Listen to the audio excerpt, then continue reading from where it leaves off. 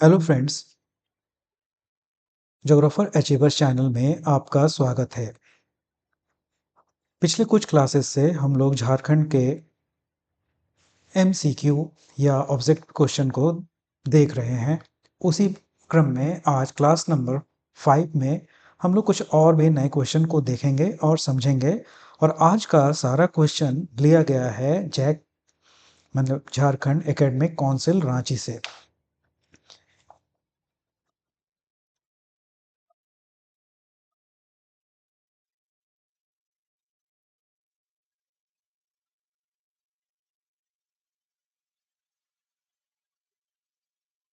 चलिए शुरू करते हैं आज के क्लास को। JAC YQ model question answer. बढ़ते हैं हम लोग पहले क्वेश्चन की ओर। पहला क्वेश्चन है, भूगोल के जनक या पिता किसे कहा जाता है? भूगोल के जनक या पिता किसे कहा जाता है? अरस्तु को कहा जाता है, बी इरेटोस्थनीज को कहा जाता है, सी एस्ट्रेबो को, डी टॉलमी को। तो इसका आंसर होगा बी इरेटोस्थनीज को। ठीक है, इरेटोस्थनीज को भूगोल का पिता या जनक कहा गया है। ठीक है, बढ़ते हैं अब हम लोग अगले क्वेश्चन की ओर। नेक्स्ट क्वेश्चन है, निम्नलिखित में से कौन सी स्थलाकृति नदी द्वारा निर्मित होती है? Which of the following is the shape form by river? किसके द्वारा? नदी के द्वारा। हिमोड़, बी बरखान, सी गोखुर झील, डी कंदरा। तो यहाँ पे सबसे पहले हम लोग इसको एलिमिनेट करते चलते हैं, यानी कि खारिज करते चलते हैं। हिमोड़ मतलब ये तो हिम नदी से है, इसलिए कट जाएगा। बरखान किससे है? हवा से निर्मित स्थलाकृति है। और कंदरा अंडरग्राउंड वाटर या जलीय चूना पत्थर क्षेत्र से संबंधित है। इसका आंसर है गोखुर। अभी चलिए हम लोग गोखुर झील को समझ लेते हैं, और इन तीनों को, हिमोड़, बरखान और कंदरा को, किसी नेक्स्ट क्लास में जब हम लोग फिजिकल ज्योग्राफी पढ़ेंगे तो उसमें हम डिटेल सिलसिलेवार तरीके से बताएंगे कि हिमोड़, बरखान और कंदरा कैसे बनता है। यहाँ हम देखेंगे गोखुर झील के निर्माण को समझते हुए।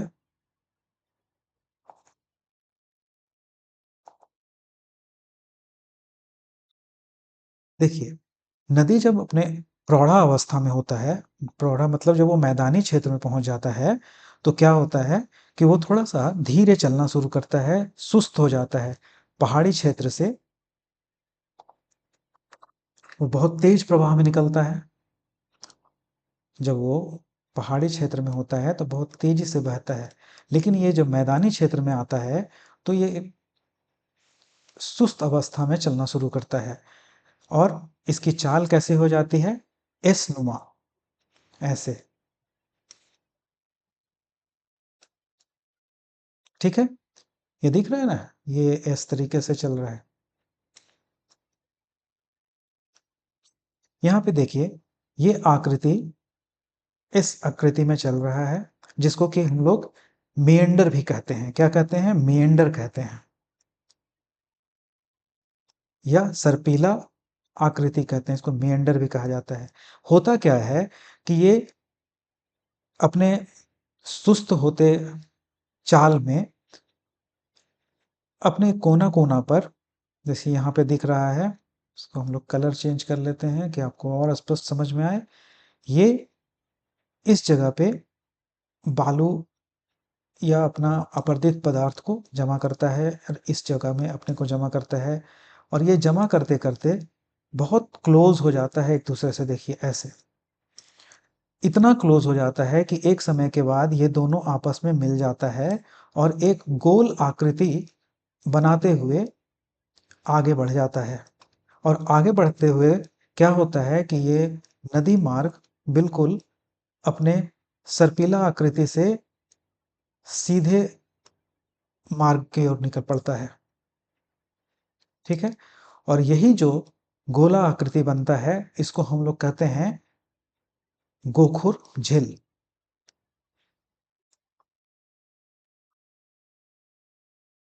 यहाँ जमाव हो गया और यहाँ जल जमाव हो जाता है बीच में।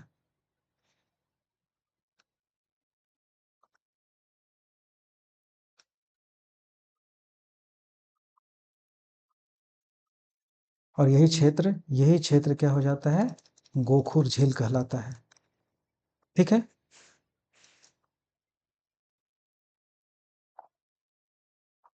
समझ में आ गया।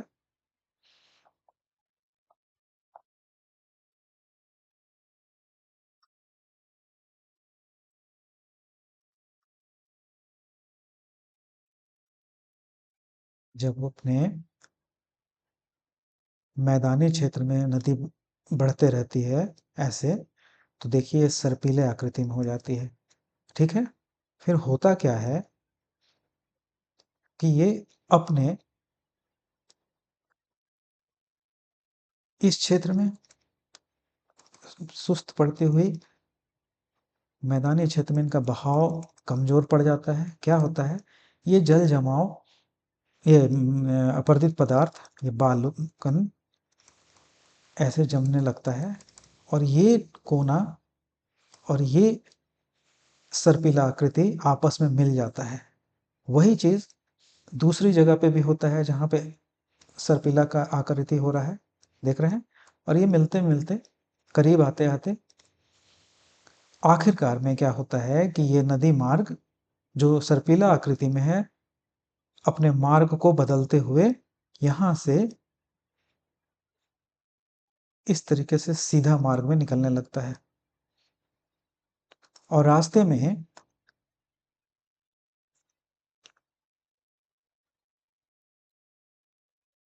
ये सर्पिला आकृति रास्ते में ये गोल भाग में जल जमाव करके छोड़ देता है, जिसको ही हम लोग क्या कहते हैं, गोखुर झील।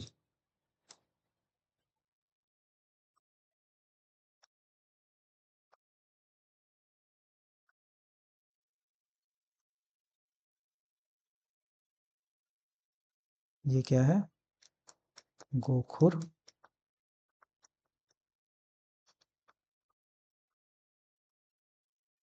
झील। क्लियर। अब दिक्कत नहीं है समझने में कि नदी अपने सर्पिला आकृति को बदलने के बाद सीधे मार्ग में बहने लगता है, उसी को हम लोग क्या कहते हैं, गोखुर झील कहते हैं।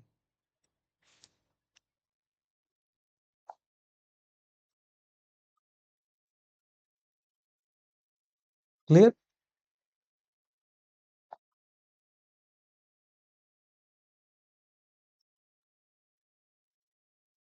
समझ में आ गया। इसको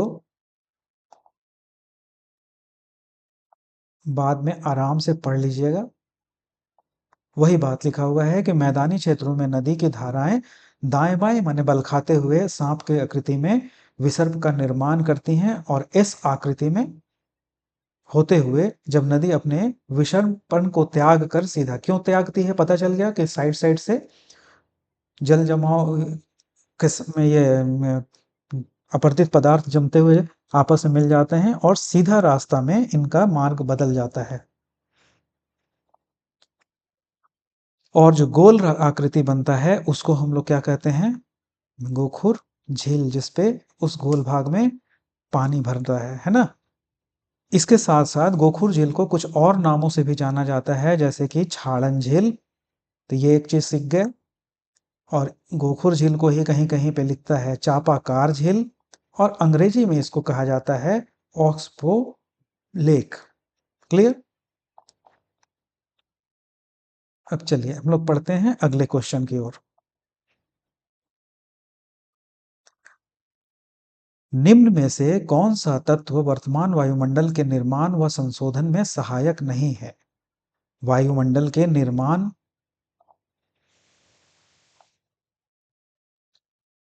व संशोधन में सहायक क्या है, नहीं है। कौन नहीं है? सौर पवन नहीं है, गैस उत्सर्जन नहीं है, विभेदन नहीं है, या प्रकाश संश्लेषण नहीं है। तो इसका आंसर होगा विभेदन नहीं है। इसको समझ लीजिएगा। इसका छोटा सा एक्सप्लेनेशन हम नीचे दे दिए हैं, है ना। देखिए, विभेदन वर्तमान वायुमंडल के निर्माण और संशोधन में सहायक नहीं है। विभेदन सिर्फ अंतर करने की प्रक्रिया है, सिर्फ अंतर करने की प्रक्रिया है। क्लियर? और ये जो है, ये तीनों जो ऑप्शन है, ये क्या करता है? वर्तमान वायुमंडल के निर्माण और संशोधन में मदद हैं करती हैं। ठीक है। सौर पवन, गैस उत्सर्जन और प्रकाश संश्लेषण। Next question. कास्ट प्रदेशों में भूमिगत जल का कार्य अधिकतर किस क्रिया द्वारा होता है? अभी पिछले क्लास ये क्वेश्चन के ऑप्शन में हम लोग देखे गोखुर झील के बारे में, वहां पे कास्ट आया था, है ना। कास्ट एक चूना पत्थर क्षेत्र है, कास्ट एक चूना पत्थर क्षेत्र है।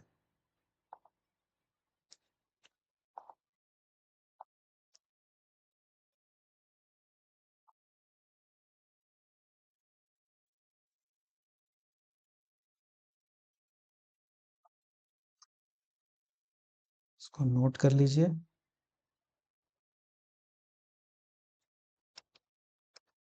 चूना पत्थर क्षेत्र, ठीक है।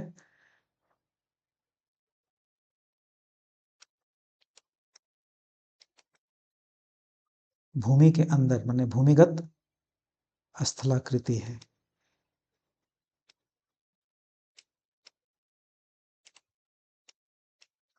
ठीक है ना। तो ये क्या करता है? अपर्दन करता है, अपवाहन करता है, अपघर्षण करता है, या घूलन करता है? तो चूना हमेशा क्या करता है? घूलन कार्य को करता है। क्लियर?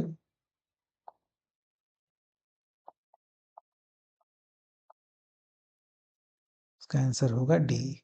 तारों का निर्माण कितने अरब वर्ष पूर्व हुआ है? 1 अरब वर्ष पूर्व, 3 अरब वर्ष पूर्व, 5 अरब वर्ष पूर्व, या 8 अरब वर्ष पूर्व? तो इसका आंसर है 8 अरब वर्ष पूर्व। इसको हम लोग समझ भी लेते हैं।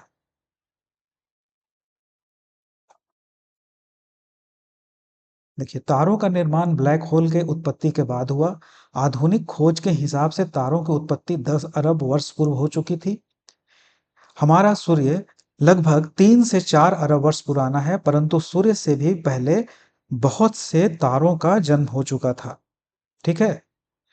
इसलिए यहाँ पर जो 4 ऑप्शन में सबसे सटीक आंसर डी लग रहा है, 8 अरब वर्ष पूर्व। ठीक है। और इसी क्वेश्चन में देखिए, एक क्वेश्चन और भी बन सकता है कि हमारा सूर्य लगभग 3 से 4 अरब वर्ष पुराना है।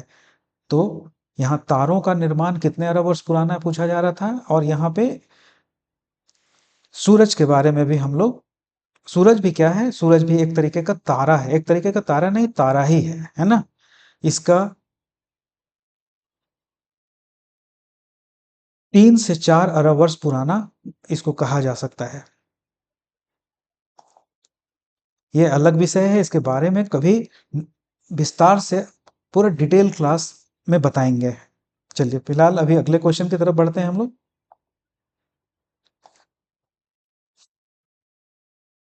निम्न में से कौन सा निम्न में से कौन प्रथम श्रेणी का उपभोक्ता है? बकरी, चीता, शेर, या तेंदुआ? तो इसका आंसर होगा बकरी।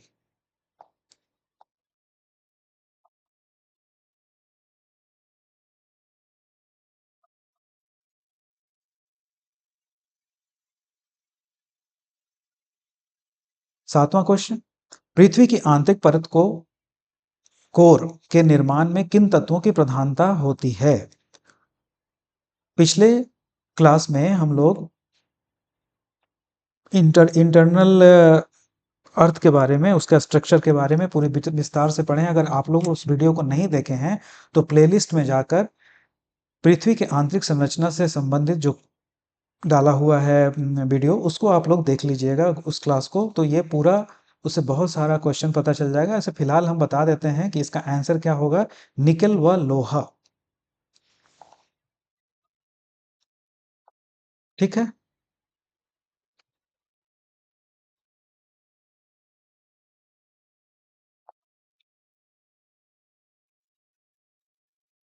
पूरा जो पृथ्वी है वो 3 लेयर में इसको बांटा गया है।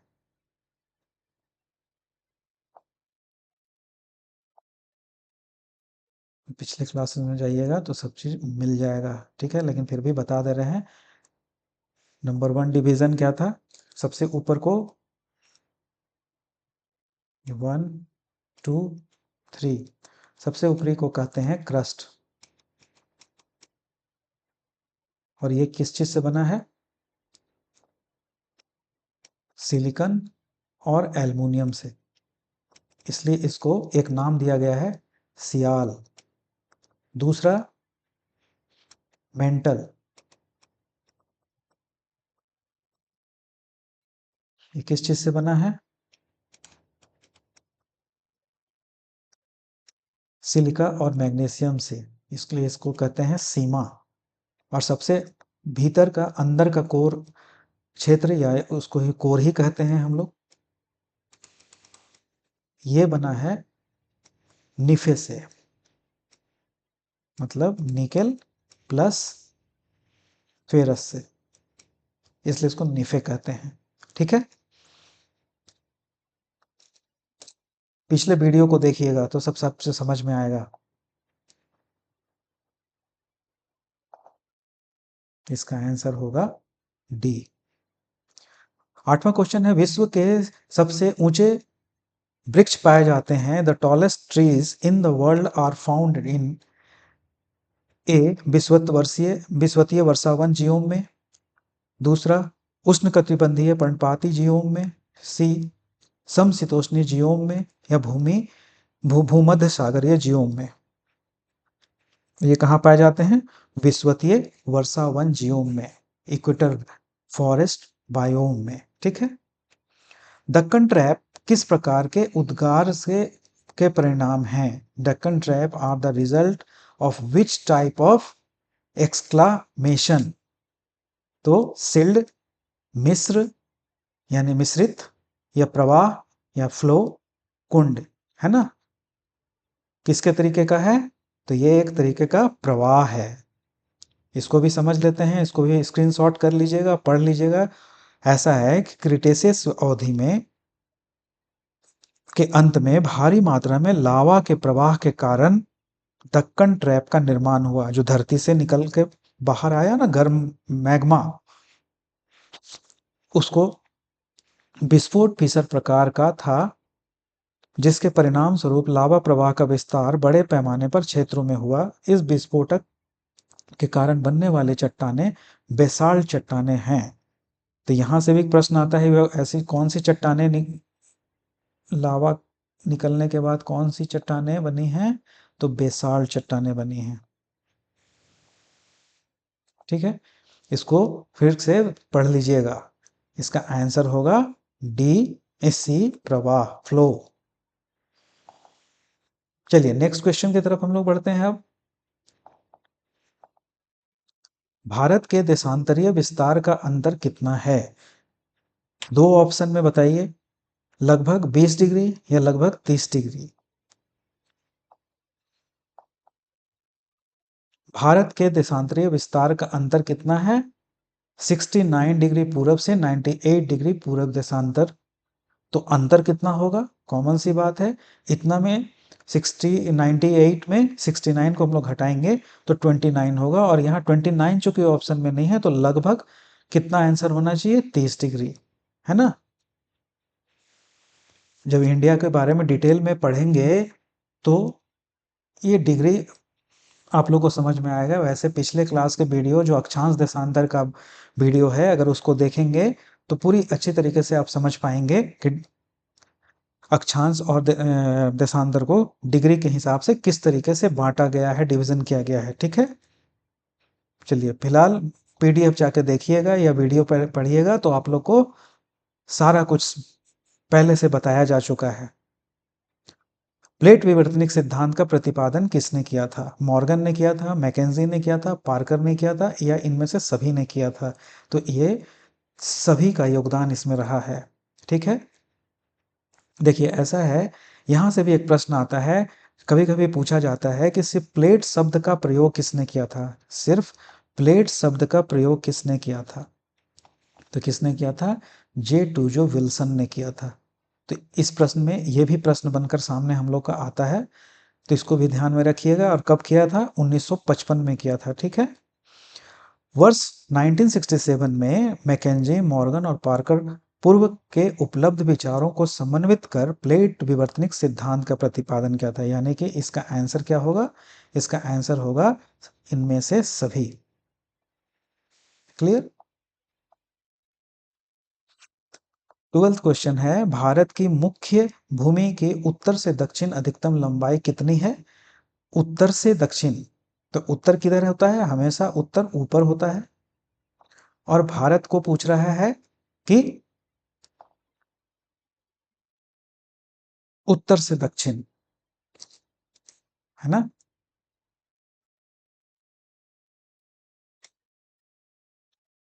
क्या पूछ रहा है? अधिकतम लंबाई कितनी है? 3214 किलोमीटर, 3540 किलोमीटर, 2510 किलोमीटर या 2933 किलोमीटर?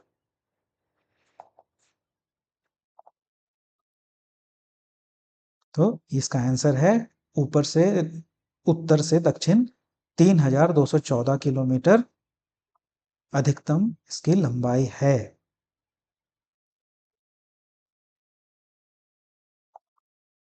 देखिए, भारत की मुख्य भूमि के उत्तर से दक्षिण अधिकतम लंबाई कितनी है? 3214 किलोमीटर, है ना?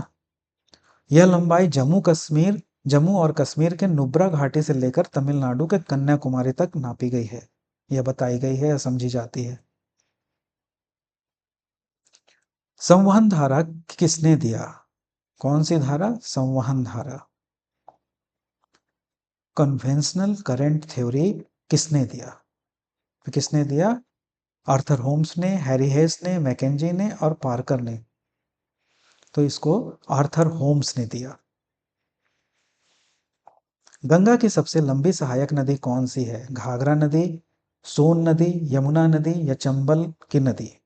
तो सबसे लंबी सहायक नदी गंगा की कौन है? यमुना नदी है। इसको यहाँ चित्र में समझ लीजिएगा। देखिए, ये है यमुना रिवर और ये है गंगा रिवर की सहायक। ठीक है,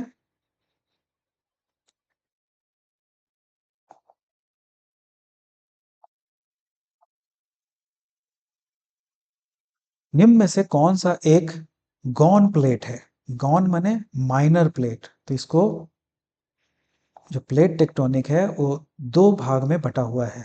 जो विश्व को पूरे कैसे कैसे बटा हुआ है, रुकिए इसको बता देते हैं अभी आप लोग को। पहले इस क्वेश्चन का आंसर ढूंढ लेते हैं। प्रशांत महासागरीय प्लेट, उत्तर अमेरिकी प्लेट, ऑस्ट्रेलियन प्लेट या अरबियन प्लेट? तो इसका आंसर होगा, माइनर कौन है इसमें? अरबियन प्लेट है। चलिए इसको इसको समझ लेते हैं हम लोग यहाँ पे। 7 major and some minor plates, इसको डिटेल में हम यहाँ पे बता दिए हैं आप लोग को। पहले मेजर प्लेट्स को देखिए, कौन कौन है? Antarctica and surrounding oceanic plates, ठीक है, ये नंबर 1 हुआ। Number 2 north American plate, number 3 south American plate, number 4 Pacific plate, number 5 Indian Australian New Zealand plate और छठा Eurasian and the adjusted oceanic plates. ठीक है, इसको हम लोग मैप में भी आपको रुके दिखा देंगे अभी।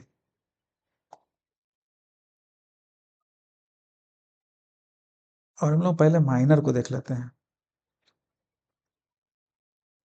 ये है माइनर प्लेट। माइनर में ही देखिए पिछले क्वेश्चन का आंसर हम लोग को कहाँ मिल रहा है, यहाँ मिल रहा है कि अरेबियन प्लेट माइनर प्लेट में है। तो जो मेजर प्लेट है ये क्या फर्क समझ में आ रहा है? फर्क यही समझ में आ रहा है कि मेजर प्लेट जो है वो महाद्वीपीय नाम पे आधारित है, और जो माइनर प्लेट है वो देश के नाम के आधार पर आधारित है या क्षेत्रीय नाम के आधार पर आधारित है। तो कोकोस प्लेट, इसको देख लीजिएगा कि कहाँ है, यह भी परीक्षा में पूछते हैं, इसको जानना भी चाहिए। देखिए कोकोस प्लेट, इसको अभी अगले स्लाइड में हम आप लोग को मैप में भी दिखा देंगे, ठीक है। नज़ाका प्लेट, नज़ाका प्लेट सबसे मोस्ट इम्पॉर्टेंट प्लेट में आता है, इससे बहुत सारा प्रश्न निकलता है, जब इसको डिटेल में पढ़ेंगे तो बताएंगे।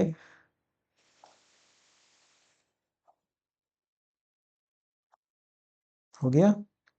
और फ्यूजी प्लेट, ठीक है, इसको हम लोग नेक्स्ट स्लाइड में मैप, वर्ल्ड मैप में देख लेते हैं।